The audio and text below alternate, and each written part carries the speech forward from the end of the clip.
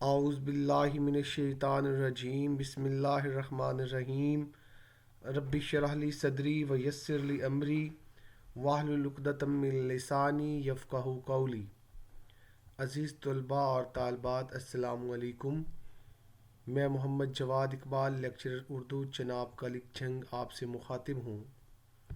ہم آج کے لیکچر میں علامہ اقبال کی سال دوم کی غزل نمبر 2 کے پہلے 3 اشعار کی تشریح کریں گے۔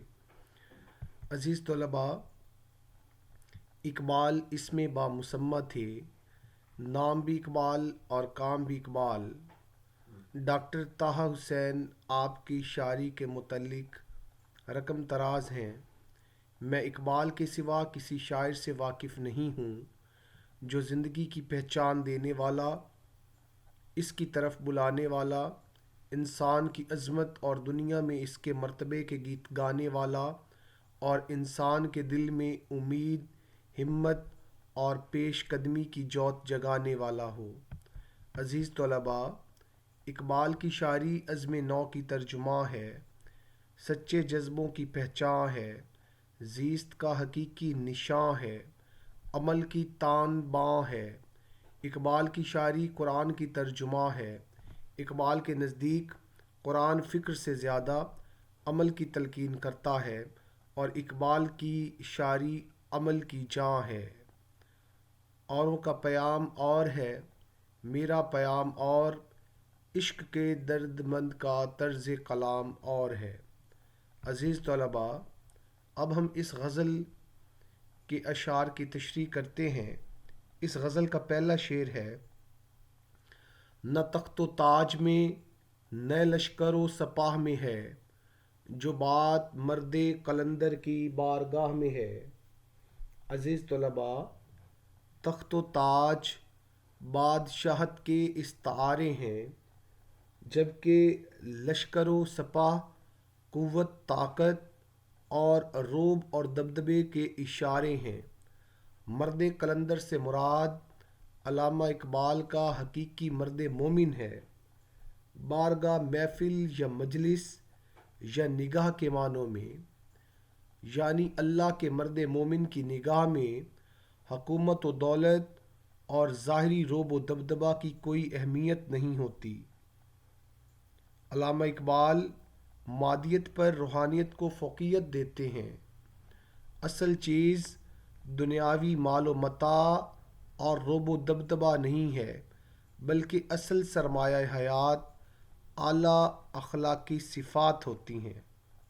عزیز طلباء، ہم علامہ اقبال کی پہلی غزل کے 5ویں شعر میں یہی مضمون پڑھ چکے ہیں، جہاں اقبال فرماتے ہیں: دارا و سکندر سے وہ مرد فقیر اولیٰ ہو، جس کی فقیری میں بوئے اسد اللہ۔ عزیز طلباء، تشریح طلب شعر میں اقبال نے تخت اور تاج اور لشکر و سپاہ کی تراکیب استعمال کر کے مادیت کی بجائے روحانیت کی اہمیت اور افادیت کو اجاگر کیا ہے۔ مرد قلندر سے مراد اقبال کا مرد مومن ہے، جبکہ تخت و تاج دولت، حکومت اور طاقت و سطوت کے استعارے ہیں۔ اقبال اس شعر میں روحانیت کو مادیت پر فوقیت دیتے دکھائی دیتے ہیں۔ دارا و سکندر سے وہ مرد فقیر اولیٰ ہو، جس کی فقیری میں بوئے اسد اللہ۔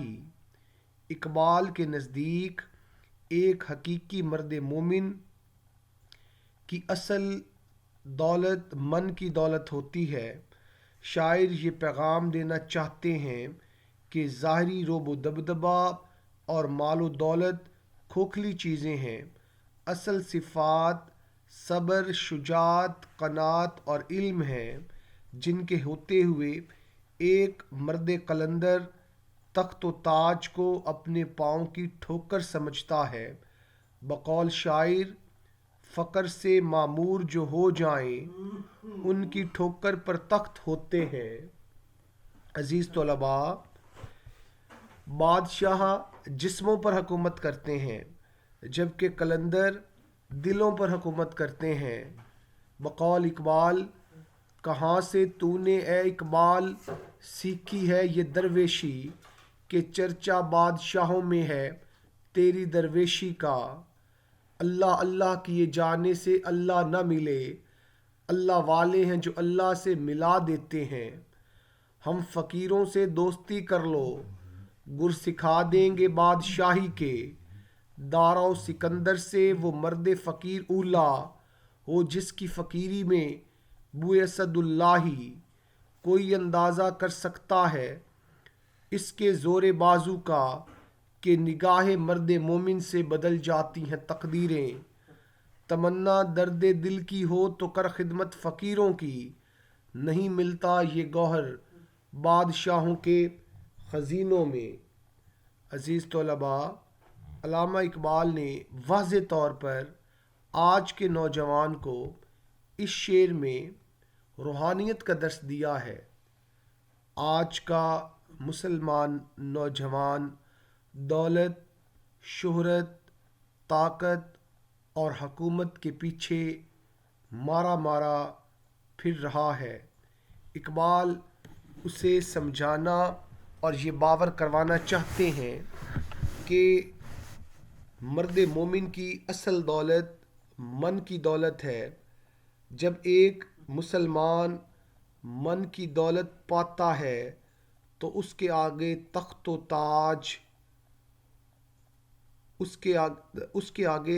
تاج کوئی اہمیت نہیں رکھتا اور وہ تخت و تاج کو ٹھوکر مار دیتا ہے۔ آج کے نوجوان کو علامہ اقبال مرد کلندر یا مرد مومن یا اقبال کا مرد کامل بنانے کی طرف توجہ دے رہے ہیں اور اس کو سمجھانا اور بتانا چاہتے ہیں کہ من کی دولت حقیقی دولت ہے اور جس کو نصیب ہوتی ہے وہ ظاہری دنیا کو اپنی آنکھوں کے سامنے معمولی سمجھتا ہے۔ عزیز طلباء، اس غزل کا دوسرا شعر صنم کدا ہے جہاں اور مرد حق ہے خلیل، یہ نکتہ وہ ہے کہ پوشیدہ لا الہ میں ہے۔ عزیز طلباء، سب سے پہلے ہم مشکل الفاظ کے معنی دیکھتے ہیں۔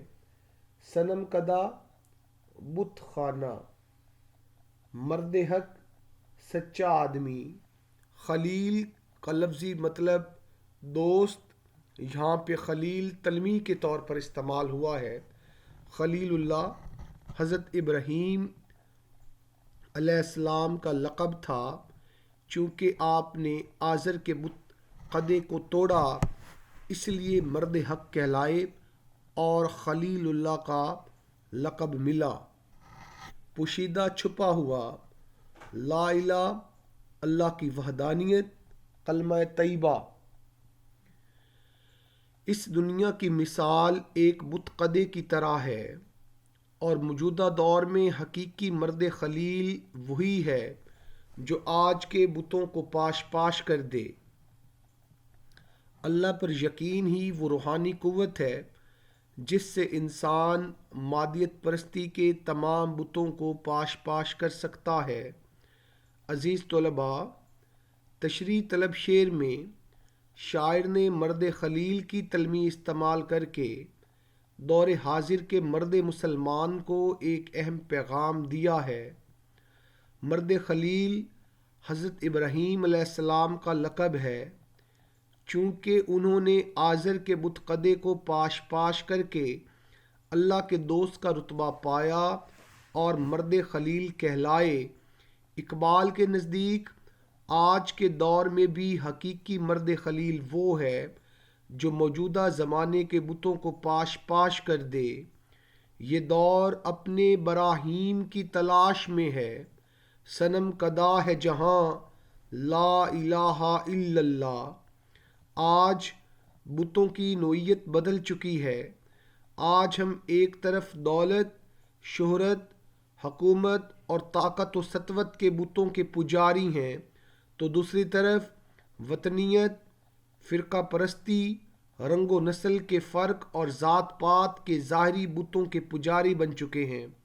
اقبال کے نزدیک حقیقی مرد مومن وہی ہے جو ان بتوں کو توڑ ڈالے اور اللہ کا حقیقی دوست بنے اور خلیل اللہ کہلائے، بتانے رنگ و خوں کو توڑ کر ملت میں گم ہو جا، تو رانی رہے باقی نہ افغانی نہ ایرانی۔ دوسرے مصرے میں شاعر بتاتے ہیں کہ یہ روحانی طاقت حاصل کرنے کے لیے خدائے واحد پر ایمان ہی دنیا کے تمام آقاؤں کی اطاعت سے آزاد کرنے کا درس دیتا ہے۔ بقول شاعر، وہ ایک سجدہ جسے تو گراں سمجھتا ہے، ہزار سجدے سے دیتا ہے آدمی کو نجات۔ عزیز طلباء، اس شعر کے متبادل اشعار کی طرف آتے ہیں۔ بتوں سے تجھ کو امیدیں، خدا سے نا امیدی، مجھے بتا تو صحیح اور کافری کیا ہے۔ سروری زیبا فقط اس ذات بے ہمتاں کو ہے، حکمراں ہے ایک وہی باقی بتان آزری۔ یہ دور اپنے براہیم کی تلاش میں ہے، صنم کدا ہے جہاں لا الہ الا اللہ۔ فرقہ بندی ہے کہیں اور کہیں ذاتیں ہیں، کیا زمانے میں پنپنے کی یہی باتیں ہیں؟ گواہی دے رہی ہے اس کی یکتائی پہ ذات اس کی، دوئی کے نقش سب جھوٹے، ہے سچا ایک نام اس کا۔ بتان رنگ و بو کو توڑ کر ملت میں گم ہو جا، تو رانی رہے باقی نہ افغانی نہ ایرانی۔ عزیز طلباء، قرآن مجید میں ارشاد ربانی ہے، تم نے وہ شخص تو دیکھا ہوگا جس نے اپنی خواہشات کو اپنا خدا بنا لیا ہے۔ گویا آج حقیقی خلیل اللہ وہی کہلائے گا، حقیقی مرد حق وہی کہلائے گا جو اپنی خواہشات کے بتوں کو پاش پاش کر دے گا۔ دور حاضر کے بتوں میں دولت، شہرت اور طاقت اور وطنیت، رنگ و نسل، ذات پات اور فرقہ بندی شامل ہے۔ تو گویا علامہ اقبال آج کے مرد مومن کو ان بتوں کو پاش پاش کرنے کا درس دیتے دکھائی دیتے ہیں اور خلیل اللہ بننے کا نسخہ کیمیا بتاتے ہیں۔ عزیز طلباء، اب ہم اس غزل کے تیسرے شعر کی طرف آتے ہیں۔ وہی جہاں ہے تیرا جس کو تو کرے پیدا، یہ سنگ و خشت نہیں جو تیری نگاہ میں ہے۔ یہ علامہ اقبال کا زبان زد عام مشہور اور معروف شعر ہے۔ سنگ کا لفظی مطلب پتھر، جبکہ خشت اینٹ کو کہتے ہیں۔ گویا یہ اینٹ اور پتھر سے بنی ظاہری دنیا مومن کے لیے نہیں بنی، مومن کو چاہیے کہ وہ اپنی دنیا خود بنائے۔ مرد مومن کی اصل دنیا مادی نہیں روحانی ہے۔ مرد مومن کو اپنے کردار کی دنیا مضبوط بنانا ضروری ہے۔ مرد مومن کو محنت سے اپنا مقام خود بنانا چاہیے۔ عزیز طلباء، حقیقی مرد مومن مظہر صفات الہیہ ہوتا ہے۔ خالق اللہ کی صفت ہے اور مومن کو بھی کچھ نہ کچھ ضرور پیدا کرنا چاہیے۔ علامہ اقبال پیام مشرق میں فرماتے ہیں، تراش از تیشہ خود جادہ خیش کہ راہ دیگراں کردن خطا است۔ اپنے تیشے سے اپنا ایک الگ راستہ نکال، دوسروں کے بنائے ہوئے راستے پر چلنا بہت تکلیف دہ بات ہے۔ عزیز طلباء، تشریح طلب شعر میں اقبال نے حقیقی مرد مومن کا کردار متعین کیا ہے۔ اقبال نے سنگ و خشت کی ترکیب سے خوبصورت مفہوم پیدا کرنے کی کوشش کی ہے۔ ایک طرف سنگ و خشت مادیت پرستی کے استعارے ہیں۔ شاعر یہ بتانا چاہتا ہے کہ مرد مومن کی دنیا مادیت کی دنیا نہیں بلکہ روحانیت کی دنیا ہے۔ بقول اقبال، من کی دولت ہاتھ آتی ہے تو پھر جاتی نہیں، تن کی دولت چھاؤں ہے، آتا ہے دھن جاتا ہے دھن۔ دوسری طرف یہ شعر مرد مومن کو سائنسی فکر کی طرف راغب کرتا ہے، یعنی مومن کے سامنے یہ جو دنیا ظاہری طور پر وجود میں ہے، حقیقی مرد مومن کو اپنی کوشش اور لگن سے اور علم و عمل سے اس دنیا کو اپنے طریقے اور ڈھب سے نئی دنیا میں بدلنا چاہیے۔ جہان تازہ کی افکار تازہ سے ہے نمود، کہ سنگ و خشت سے ہوتے نہیں جہاں پیدا۔ عزیز طلباء، سنگ و خشت خود غرضی اور مفاد پرستی کا استعارہ بھی ہو سکتا ہے، یعنی مومن کو محبت و الفت اور پیار و درد دل کی دنیا پیدا کرنی چاہیے۔ سبب کچھ اور ہے تو جس کو خود سمجھتا ہے، زوال بندہ مومن کا بے زری سے نہیں۔ عزیز طلباء، اب ہم اس شعر کے متبادل اشعار کی طرف آتے ہیں۔ تو اسے پیمانہ امروز و فردا میں نہ ناپ، جاویداں پہم رواں ہر دم جواں ہے زندگی۔